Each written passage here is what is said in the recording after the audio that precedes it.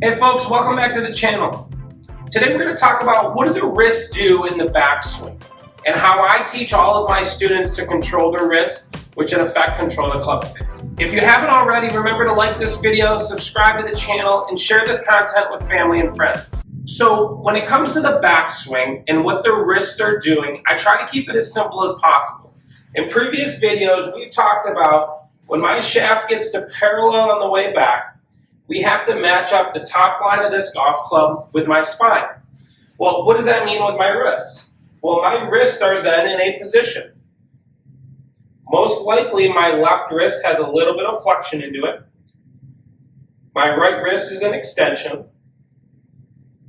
And the top line runs parallel to my spine. Now, if I was open a little bit, that maybe would change things a little bit. I'd be a little taller. This would be more an extension probably. But once I get to this point, I'm not going to change my wrist position. What I see too often is I get here, and then I start to cock my wrist. Well, to me, what happens when I cock my wrist?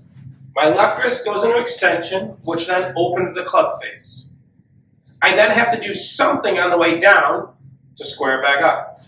So let's try to keep it very simple. So what I want to see my students do, and it's similar to what the backswing video was, in terms of length of backswing, I have a tee in the butt of the golf club.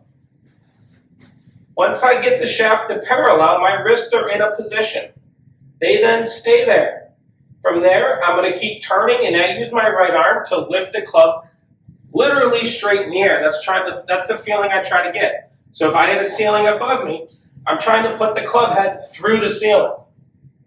So that butt of the golf club is still pointing down here, behind the golf ball. So this is what it would look like in a swing. So I go back to parallel, I'm straight up, and I can turn through and hit the golf ball.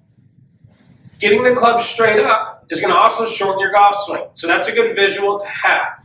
So to recap this video, we have a tee in the butt on the golf club, and we're using that as a visual. So when I get the club back to parallel, I then lift it straight up in the air.